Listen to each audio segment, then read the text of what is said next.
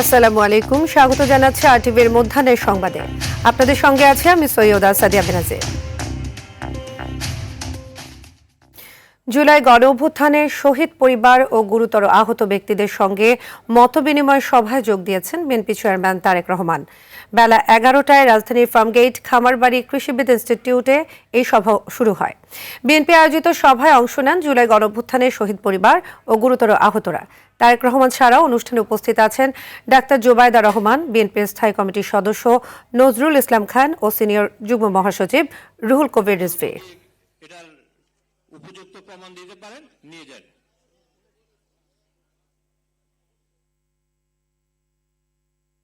করুণাময় আল্লাহর নামে শুরু করিলাম। 5ই আগস্ট খুনি হাসিনা পালিয়ে যাওয়ার পরেও আওয়ামী লীগ সন্ত্রাসী বাহিনী এবং পুলিশ বাহিনী একত্রিত হয়ে আমার এই ডান হাতটা দ্বিখণ্ডিত করে ফেলে।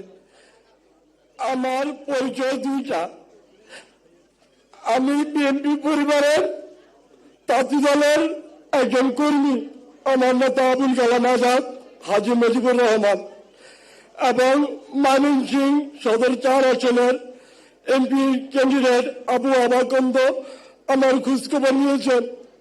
এতে আমি গর্বিত। আমার মনে কষ্ট শুধু একটা, যে আমার 3টা সন্তান, আমার 6টা সদস্য মিলে আমার একটা পরিবার। এই পরিবারটা নিয়ে আমি কষ্টে জীবনযাপন করি। আমি দলীয়ভাবে কোনো সহযোগিতা পাই না, আমার পাওয়ার কোনো ইচ্ছা নাই। ইচ্ছা যেটা পাওয়ার ওটা আমি পাওয়া গেছি। যা আমার আমার সামনে বসে আছে, উনি দীর্ঘদিন পরে দেশে আসছে, ওনার সাথে আমি বসতে পারছি, এটাই আমার সবচেয়ে বড় পাওয়া। আমি আর কিছু চাই না। আমি প্রথমে আমি ওনার আগামী কাজ পরিচালনার জন্য জীবনটা দিতে আমি প্রস্তুত আছি। আমি ওটাকে এতটুকু ভালোবাসি।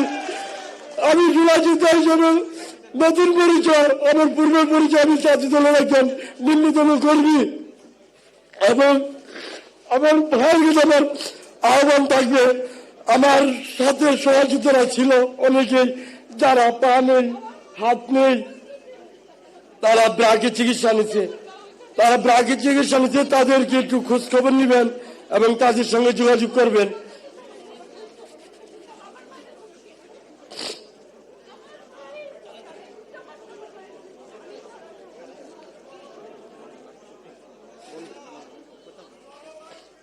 এবং আমাদের মাঝখানে অনেক ভাইয়ের চোখ ওই সময় চিকিৎসা করলে ভালো হইতো, কিন্তু ডাক্তারের অবহেলায় চিকিৎসা করতে পারে নাই, না হলে অনেক চোখ ফিরে আসতো।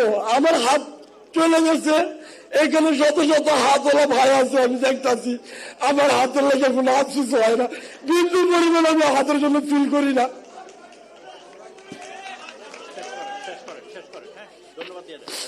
শুধু ভারপ্রাপ্ত চেয়ারম্যান জনাব তারেক রহমান বড় ভাইয়ের কাছে আমার আবদার একটাই, যে আমাদের মতো যারা পঙ্গু হয়েছে তাদেরকে ইন্টারিয়াম সরকার বলছিল উন্নত প্রযুক্তির হাত দিবে, ওয়াটারপ্রুফ।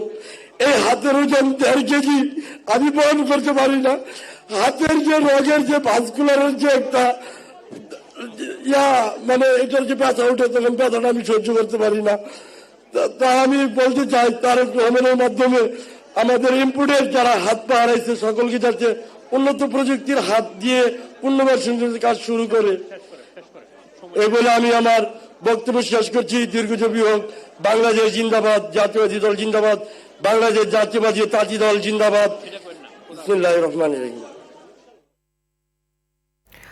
আসন্ন নির্বাচনে প্রার্থিতা ফিরে পেতে আপিল শুনানির শেষ দিন আজ সকাল 10টায় আগারগাঁওয়ে নির্বাচন ভবনের অডিটোরিয়ামে আপিল শুনানি শুরু হবে।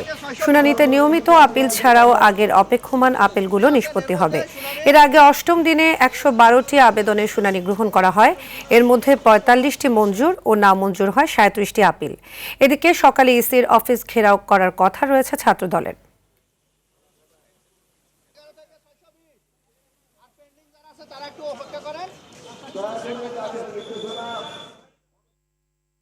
এ বিষয়ে আরো জানাতে রাজধানীর আগারগাঁওয়ে নির্বাচন কমিশনে আছেন নাজমুল হুদা। চলে যাচ্ছি সেখানে। নাজমুল, আজ সকাল থেকে আপিল কার্যক্রম শুরু হয়েছে, তো এখন পর্যন্ত কয়টি শুনানি হয়েছে? সেই সাথে জানাবেন ছাত্র দলের যে ইসি ঘেরাও কর্মসূচি ছিল সেই বিষয়ে কি তথ্য আছে আপনার কাছে?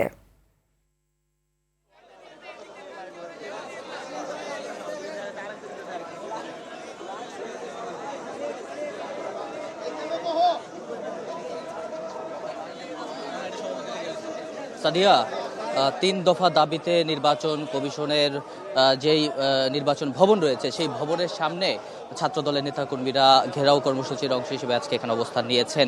আমি একটু আপনাদেরকে ফ্রেমে দেখাতে চাই যে আমার পেছনে ছাত্রদলের নেতাকর্মীরা রয়েছেন, তারা সকাল 10টার দিকে নির্বাচন ভবনের সামনে এসে জড়ো হতে থাকেন এবং 11টা বা তার কিছুটা আগে তারা একদম যেই প্রধান যেই ফটক রয়েছে সেই ফটকের সামনে তারা অবস্থান নিয়েছেন এবং এই এই নির্বাচন ফটকের আপনি জানেন যে কেপিআই ভুক্ত এলাকা, এই কারণে এখানে সার্বক্ষণিক আইন শৃঙ্খলা রক্ষাকারী বাহিনী থাকে এবং এই ভবনের সামনের অংশটা ব্যারিকেড দেওয়া হয়েছে এবং এই ব্যারিকেডের পরে যেই সড়কটা, মূল সড়কটা, সেই সড়কটাতেই তারা বসে অবস্থান নিয়েছেন এবং আইন শৃঙ্খলা রক্ষাকারী বাহিনীও তৎপর রয়েছেন। আমরা কথা বলেছিলাম বেশ কয়েকজনের সঙ্গে, তারা আমাদেরকে জানিয়েছেন যে নির্বাচন কমিশনের যেই পক্ষপাত রয়েছে সেই পক্ষপাত মূলক আচরণ, পাশাপাশি সাক্ষ্য নির্বাচন হওয়া সহ নানা কারণে তারা আসলে আজকের যে কর্মসূচি সেই কর্মসূচি তারা করছেন।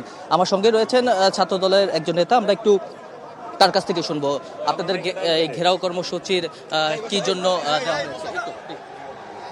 ধন্যবাদ। আজকে আমরা যে এখানে যে দাবিতে এসেছি, আপনি জানেন যে একটি পোস্টার ব্যালট ছাপানো হয়েছে, সেই ব্যালটের মধ্যে ধানের শীষের প্রতীক এমন একটি জায়গায় দেওয়া হয়েছে, এটা খুবই দুঃখজনক। এটা নির্বাচন কমিশনের খুবই পরিকল্পিত এবং এটা একটি দলের এজেন্ডা বাস্তবায়ন করার জন্য ধানের শীষ প্রতীককে সেই ব্যালট পেপারে ছাপানো হয়েছে এবং হচ্ছে শাহজালাল বিশ্ববিদ্যালয়, বিজ্ঞান ও প্রযুক্তি বিশ্ববিদ্যালয় যে প্রজ্ঞাপন জারি দেওয়া হয়েছে নির্বাচন কমিশনার থেকে, আপনি জানেন যে নির্বাচন কমিশনার থেকে এখন বর্তমানে কোনো নির্বাচন করা যাবে না এই মর্মে কিন্তু প্রজ্ঞাপন আগে থেকে দেওয়া হয়েছে, কিন্তু শাহজালাল বিশ্ববিদ্যালয়ের যে ছাত্র সংসদ নির্বাচন যে প্রজ্ঞাপন দেওয়া হয়েছে এই নির্বাচন কিন্তু হওয়ার কথা না, কিন্তু নির্বাচন কমিশনার একটি দলের এজেন্ডা বাস্তবায়ন করার জন্যই যে ডাকসু জকসু সহ নির্বাচনকে যেই অবৈধ নির্বাচন করা হয়েছে সেই নির্বাচনকে বাস্তবায়ন করার জন্যই কিন্তু এই শাহজালাল বিশ্ববিদ্যালয় নির্বাচন করার জন্য বলছিলেন যে নির্বাচন কমিশন পক্ষপাত দুষ্ট আচরণ করছে এবং সাক্ষ্য নির্বাচনের কথা বলছিলেন, পাশাপাশি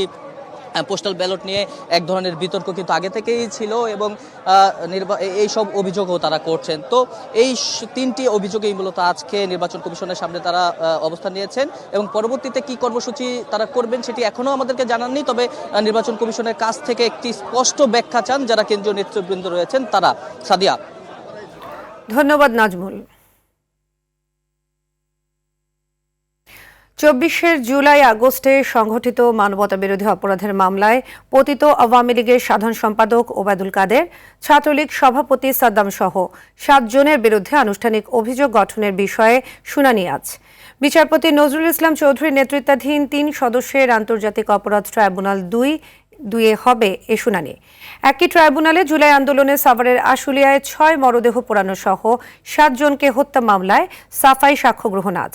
অন্যদিকে ট্রাইব্যুনাল 1-এ গুমের ঘটনায় শেখ হাসিনার 1 মামলা সহ আরও 3টি মামলার বিচারিক কার্যক্রম রয়েছে।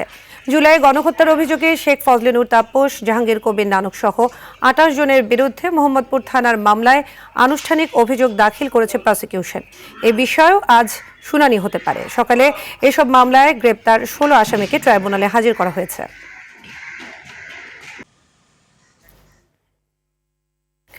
এ বিষয়ে আরও জানাতে আন্তর্জাতিক অপরাধ ট্রাইব্যুনাল থেকে যুক্ত হচ্ছেন জিএম মাহমুদ।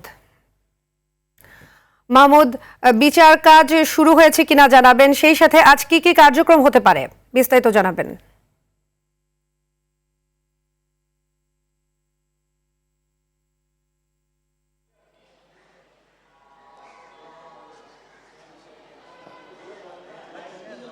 সাদিয়া, আন্তর্জাতিক অপরাধ ট্রাইব্যুনালে আজ কিন্তু নির্ধারিত 6টি সহ আরও একটি মামলা রয়েছে, অর্থাৎ মোট 7টি মামলার বিচারিক কার্যক্রম রয়েছে।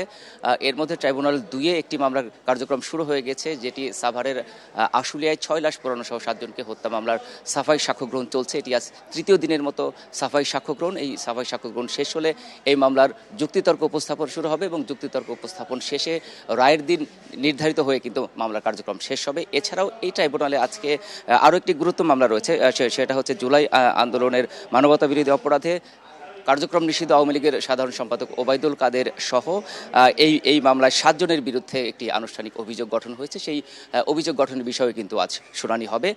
তো এছাড়াও কিন্তু ট্রাইব্যুনাল 1-এ আজ 5টি মামলার বিচারিক কার্যক্রম রয়েছে। এর মধ্যে ইতিমধ্যে একটি মামলার কার্যক্রম শুরু হয়ে গিয়েছে, সেখানে 9 জনকে হত্যা মামলায় 28 জনকে অভিযুক্ত করা হয়েছে, যেখানে ছাত্রলীগ সভাপতি সাদ্দাম সহ কিন্তু আসামি করা হয়েছে 28 জনকে। এই মামলার অভিযোগ গঠনের উপর শুনানি চলছে। হয়তো পরবর্তী সংবাদে এ বিষয়ে কি আদালতের নির্দেশনা আসে এটি জানাতে পারবো। এছাড়াও আরও 4টি মামলার বিচারিক কার্যক্রম কিন্তু এই আদালতেই হবে। অর্থাৎ এখন পর্যন্ত মাত্র শুরু হয়েছে 2টো ট্রাইব্যুনালের বিচার কাজই। হয়তো পরবর্তী সংবাদে এ বিষয়ে বিস্তারিত আদালতের যে নির্দেশনা সেটি হয়তো আপনাকে জানাতে পারবো। তো আপাতত আমার কাছে আন্তর্জাতিক অপরাধ ট্রাইব্যুনাল থেকে এই ছিল সর্বশেষ তথ্য। ধন্যবাদ মাহমুদ। রমনা পার্কে শুরু হয়েছে 3 দিনব্যাপী ফুল উৎসব 2026। সকালে গণপূর্তের প্রধান প্রকৌশলী মোহাম্মদ খালিকুজ্জামান চৌধুরী উৎসবের উদ্বোধন করেন। ঢাকার ফুসফুস নার্সারিতে আয়োজিত এ উৎসবে দেশীয় ও মৌসুমী নানা প্রজাতির ফুল ও শোভা বর্ধনকারী উদ্ভিদের প্রদর্শনী রাখা হয়েছে। আয়োজকরা বলছেন, নগর জীবনে সবুজায়ন ও পরিবেশ সচেতনতা বাড়াতেই এই আয়োজন। উৎসবটি 20 জানুয়ারি পর্যন্ত প্রতিদিন সকাল 8টা থেকে বিকেল 5টা পর্যন্ত সর্বসাধারণের জন্য উন্মুক্ত থাকবে।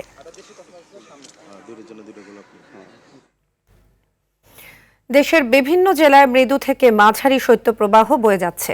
চলতি মাসে তাপমাত্রা আরও কমে যাওয়ার পূর্বাভাস জানিয়েছে জেলা আবহাওয়া অফিস।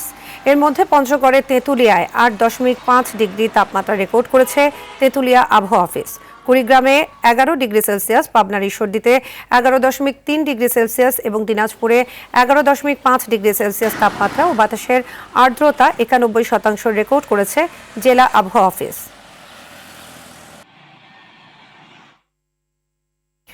পুরনো ব্যাংকগুলো যে পরিমাণ অর্থ ইনভেস্ট করতে পারেনি, বেঙ্গল ব্যাংক তা করেছে বলে মন্তব্য করেছেন ব্যাংকটি চেয়ারম্যান ও SAARC chamber of commerce and ইন্ডাস্ট্রির সভাপতি মোহাম্মদ জসিম উদ্দিন।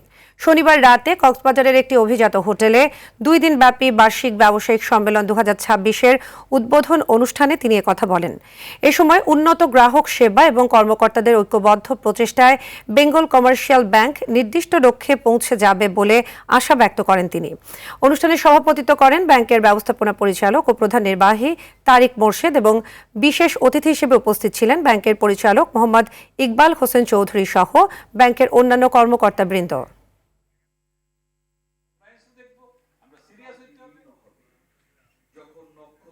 একটা পুরানো ব্যাংক যেটা করে নাই সেটাতে আমরা নতুন ব্যাংক হিসেবে বেশি আমরা এখানে ইনভেস্ট করছি। চারপাশে কিন্তু অপরচুনিটি আছে, এখন আমাদেরকে ক্যাশ করতে হবে। এখন আমাদেরকে যেটা করা দরকার সেটা হচ্ছে আমরা সিরিয়াস হইতে হবে, আমরা কমপ্লায়েন্সও দেখবো, আমরা সিরিয়াস হইতে হবে, আমাদেরকে কাস্টমার সার্ভিসটা অনেক করতে হবে। এবার আন্তর্জাতিক প্রসঙ্গ। গ্রিনল্যান্ড অধিগ্রহণ ইস্যুতে বিরোধিতা করায় যুক্তরাজ্য সহ ইউরোপীয় 8 মিত্র দেশের ওপর শুল্ক আরোপের ঘোষণা দিয়েছেন মার্কিন প্রেসিডেন্ট ডোনাল্ড ট্রাম্প। স্থানীয় সময় শনিবার নিজ সামাজিক যোগাযোগ মাধ্যম ট্রুথ সোশ্যালে এই ঘোষণা দেন তিনি। কোনো চুক্তি না হওয়া পর্যন্ত 1 ফেব্রুয়ারি থেকে এই শুল্ক কার্যকর হবে বলে জানান তিনি। তথ্যটি নিশ্চিত করেছে আন্তর্জাতিক সংবাদ মাধ্যম বিবিসি নিউজ। জানা যায়, যুক্তরাজ্য, নেদারল্যান্ডস ও ফিনল্যান্ড সহ 8টি দেশ থেকে যুক্তরাষ্ট্রে পাঠানো সব ধরনের পণ্যের উপর 10% শুল্ক কার্যকর হবে। এদিকে গ্রিনল্যান্ডে এসব দেশের প্রতিনিধিদের অজানা উদ্দেশ্যে সফরের জবাব হিসেবে এই পদক্ষেপ নেওয়া হয়েছে বলে মন্তব্য করেন Trump. She's a very fine woman.